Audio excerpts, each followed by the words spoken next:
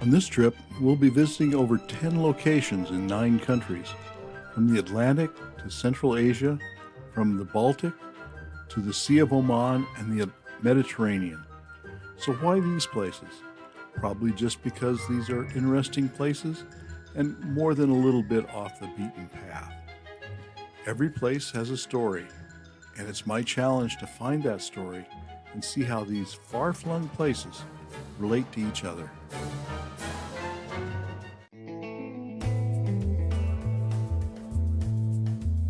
Our adventure begins when we check into the Four Seasons Ritz Lisbon and meet the rest of our group. You can sum up the story of Lisbon this way. In Roman times, the trading connectivity was established. In the Middle Ages, the city changed flags several times, but business carried on. The Age of Discovery brought new opportunities. The colonial era made people rich until the Brazil bubble burst. In modern times, Lisbon became a modern city in spite of political instability and uncertainty. In 138 BCE, Lisbon became part of the Roman Empire, but there's evidence that indicate that humans lived here 10,000 years before that. The Romans chose the highest hill overlooking a large bay where the Tagus River meets the Atlantic Ocean. The Romans put in place extensive trading routes on land and sea, and Lisbon became an important commercial center linking the North countries to the Mediterranean. In 419, after the fall of the Roman Empire, Lisbon was plundered and burned by the Visigoths. During the occupation, Lisbon continued as a commercial center, trading with the Byzantine Empire, Asia, and India. In 711, taking advantage of a civil war, the Moors conquered the Iberian Peninsula, and it became part of the Umayyad Caliphate in 714. The Moors built a citadel on the former Roman outpost. Lisbon again became a major commercial and administrative center and one of the largest cities in Europe at the time. Opulent Lisbon became the target for Christian raiders who plundered the city in 796 and several times in the following years. In 844, Vikings sailed into the harbor and briefly conquered the city. In 1031, the Caliphate collapsed, but it wasn't until 1147 that Lisbon fell to Alfonso I and his Christian forces as part of the Second Crusade. After securing the city, Alfonso I searched for relics of Saint Vincent, the patron saint of Lisbon. In 1176, a flock of crows led him to the remains. Legend has it that 2 crows accompanied the remains all the way to Lisbon, and they are commemorated on the city's coat of arms.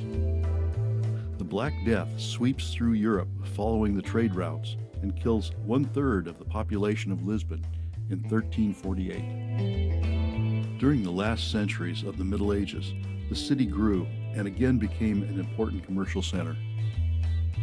Lisbon's prosperity was threatened when the Ottoman Empire conquered Arab territories in North Africa, Egypt, and the Middle East in the 15th century. In 1495, King Emmanuel I began his reign and set out to replace the trade routes cut off by the Ottomans. Most of the expeditions of discovery left from Lisbon, and their success resulted in new routes for the gold of Africa, the spices of India, and the riches of the New World. Ground was broken for St. Roch's Church in 1506 and completed in 1619. It was the first Jesuit church in Portugal. The Jesuits accompanied many of the voyages of discovery and worked as missionaries in the new lands. The order became rich and powerful. With these riches, the Jesuits could commission beautiful chapels for the St. Roch Church. The opulent Baroque interior is in stark contrast to the austere exterior. Adjacent to the St. Roch Church is the Holy House of Mercy. It was established in 1498 as a Catholic charity. No longer affiliated with the Catholic Church, it now operates the National Lottery and off-track betting. Legend has it that if you touch the ticket seller's ticket, you'll have good luck. In 1580, Portugal lost its independence to Spain after a succession crisis. This monument is to those who restored the Portuguese monarchy after victory in the Restoration War of 1640 to 1668. In 1693, gold was discovered in Brazil. Where cruise ships dock today, gold galleons docked in the early 18th century. By 1750, the revenue from Brazilian gold accounted for almost all of the budget of the state. The new prosperity caused more gold-encrusted chapels to be built. Egg whites were a key ingredient for the stucco ornaments of the new churches. Nuns were tasked with finding a use for the oaks. They invented a variety of rich pastries that are a unique feature of Lisbon's cuisine. The oldest continuously operating bookshop in the world opened here in 1732 for the new consumers. On November 1st, 1755, an earthquake destroyed 2/3 of the city. The ruins of the convent of Our Lady of Mount Carmel are the only evidence today of that disaster. But it was an opportunity to build a modern city with plazas, parks, and wide, straight streets. A new plaza of commerce rose from the ruins of the Ribeiro Palace. Many churches were severely damaged, and it would take years to rebuild them. The first half of the 18th century were not good for Lisbon.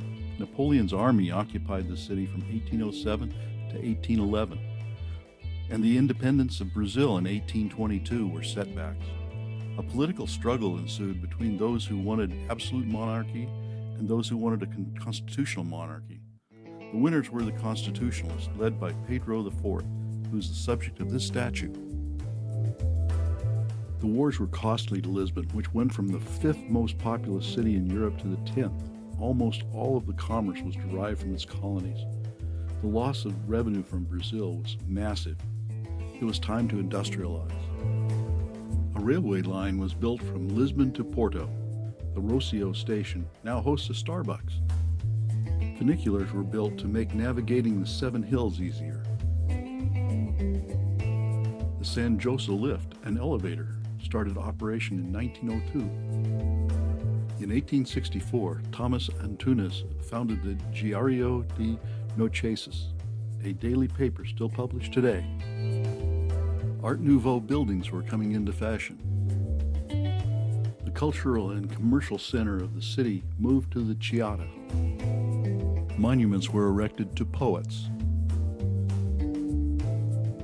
In 1910, Portugal became a republic, ending a monarchy that had endured since the 12th century.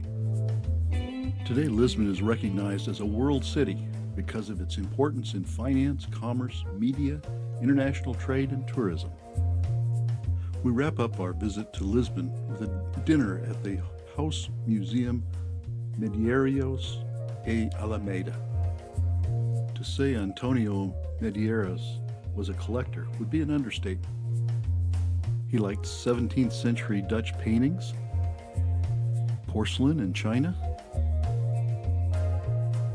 antique jewelry,